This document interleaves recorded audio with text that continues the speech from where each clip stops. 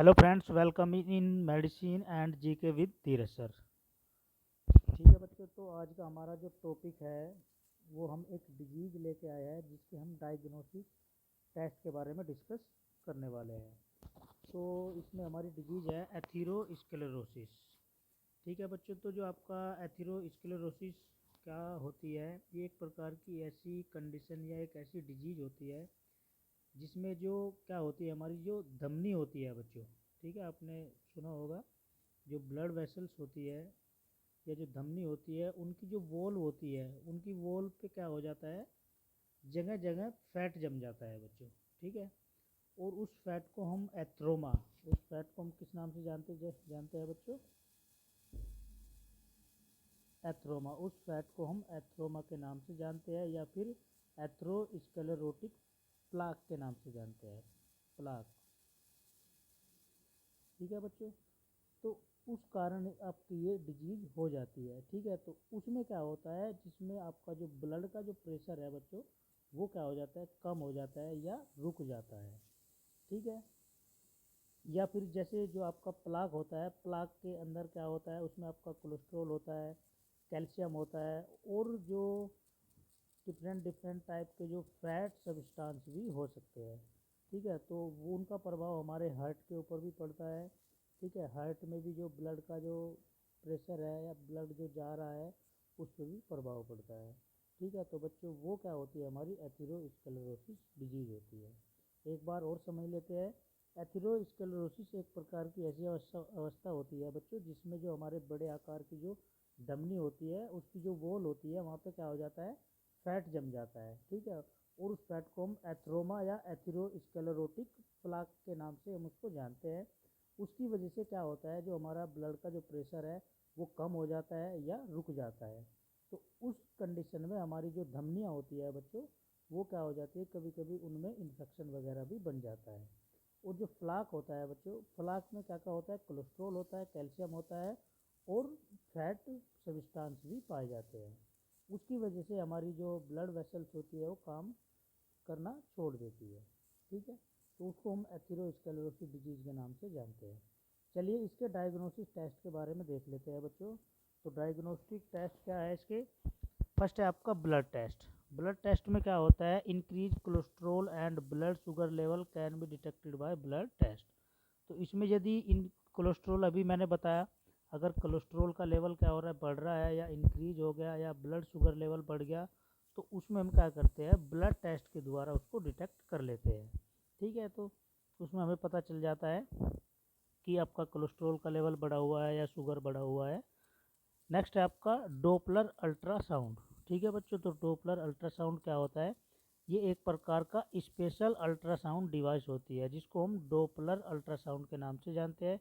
इसमें क्या चीज़ मेजर करते हैं हम, blood pressure at various point. मतलब जो ब्लड का जो प्रेशर जो मेजर किया जाता है बच्चों, वो डिफरेंट डिफरेंट पॉइंट्स होते हैं। जैसे आर्म होती है, हमारी भुजाएं होती है, और लेग, टांग होती है जो बच्चों। ठीक है, these measurement determine the degree of blockage and the atrial blood flow speed.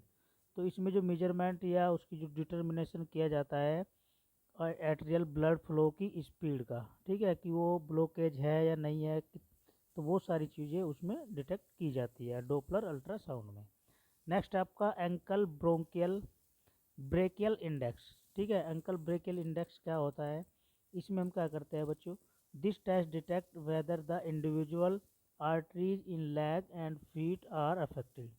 ठीक है, तो इस टेस्ट में हम जो डिटेक्ट करते हैं, जो हमारी लेग होती है, जो फीट होती है, वहाँ पे क्या होती है, आर्टरी होती है, तो उन पे क्या प्रभाव पड़ रहा है।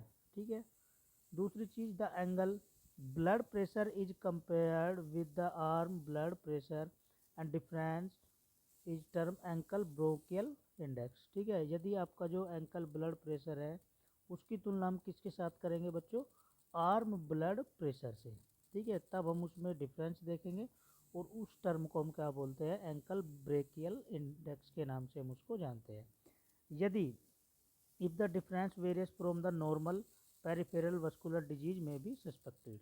यदि उनका जो डिफरेंस होता है दोनों का, यदि वो क्या हो रहा है, नॉर्मल है, तो वहाँ पे क्या हो सकता है, आपका जो पेरिफेरल वस्कुलर डिजीज है वो सस्पेक्टेड हो सकती है। ठीक है बच्चों, चलिए नेक्स्ट है आपका इलेक्ट्रोकार्डियोग्राम। तो इलेक्ट्रोकार्डियोग्राम तो आप सबको पता ही है बच्चों, ठीक है। ये क्या होता है? This test record the electrical signal travel through the heart. ठीक है, ये आपका जो ईसीजी की जाती है वो बच्चों हार्ट के लिए की जाती है।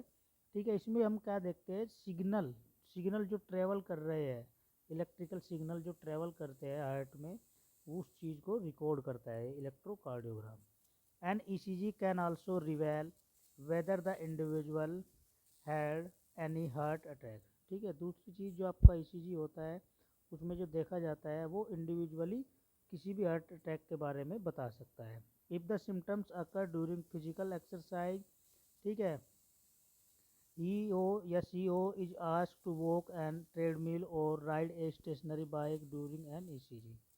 ठीक है, तो उसमें क्या होता है, यदि उसका जो सिम्टम्स है बच्चों, ठीक है, या तो वो फिजिकली एक्सरसाइज के दौरान देखा जा सकता है, या बॉयज है या गर्ल है, यदि वो ट्रेडमिल कर रही है या वॉकिंग कर रही है या स्टेशनरी बाइक के दौरान कर रही है। ठीक है, नेक्स्ट है आपका स्ट्रेस टेस्ट। स्ट्रेस टेस्ट क्या होता है?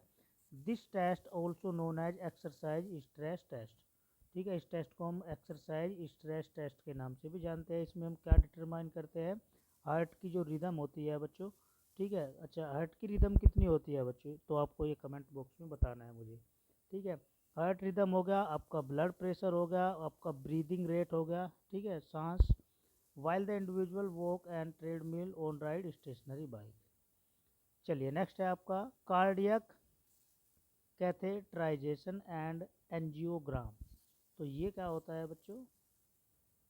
तो इसमें क्या होता है बच्चों, कार्डियक कैथेटराइजेशन एंड एंजियोग्राम में इस टेस्ट में क्या करते हैं, एक कैथेटर लेते हैं, उसको फिल करते हैं एक लिक्विड के साथ, ठीक है, लिक्विड डाई के साथ, फीड थ्रू एन आर्टरी, और किसके द्वारा भरा जाता है? वो आर्टरी के, जो कहाँ पे होती है? हमारी लेग में होती है, या फिर आपकी जो आर्टरी होती है हार्ट में होती है, ठीक, उसके लिए। When the dye fill the artery, जब वो डाई फिल हो जाती है आर्टरी के द्वारा, the become visible on X-ray. तो हमें क्या दिखाई देता है या हम उसको कैसे देख सकते हैं एक्सरे के द्वारा? So that the block and narrow area can be detected. तो उसमें हमें दिखाई देता है कि जो आपकी जो आर्टरीज वगैरह होती है वो नैरो हो रखी है या ब्लॉक होने वाली है, वो जो एरिया होता है बच्चों उसमें हम डिटेक्ट कर लेते हैं।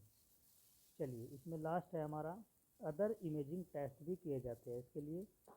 तो कौन कौन से है? जैसे आपका अल्ट्रासाउंड होता है बच्चों, सीटी स्कैन होता है, मैग्नेटिक रिजोनेंस एंजियोग्राफी, ठीक है, जिसको हम एमआरए के नाम से भी जानते हैं, एमआरए, ठीक है बच्चों, can be conduct for detecting harden and narrow large artery aneurysm and calcium deposit in artery wall. ठीक है, तो जो आपका अदर इमेजिंग जो इमेज वाला जो टेस्ट किया जाता है उसमें जो इमेज दिखाई देती है बच्चों, जैसे अल्ट्रासाउंड कराते हो आप या सीटी स्कैन एमआरआई कराते हो, तो उसमें डिटेक्ट हो जाता है कि जो आपकी आर्टरी होती है वो नैरो हो रखी है या नहीं हो रखी है। ठीक है, उसमें आपका एनोरिज्म हो रखा है या नहीं, उसमें जो आपके कैल्शियम होता है वो डिपॉजिट है या नहीं है आर्टरी की वॉल पर।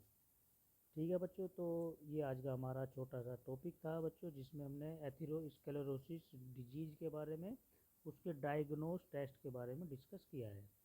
ठीक है बच्चों, अगर आपको वीडियो लेक्चर हमारा पसंद आता है तो अपने दोस्तों के साथ शेयर करें, चैनल को लाइक शेयर सब्सक्राइब भी करें अपने दोस्तों के साथ। मिलते हैं आपको नेक्स्ट लेक्चर में नेक्स्ट वीडियो के साथ। All the best.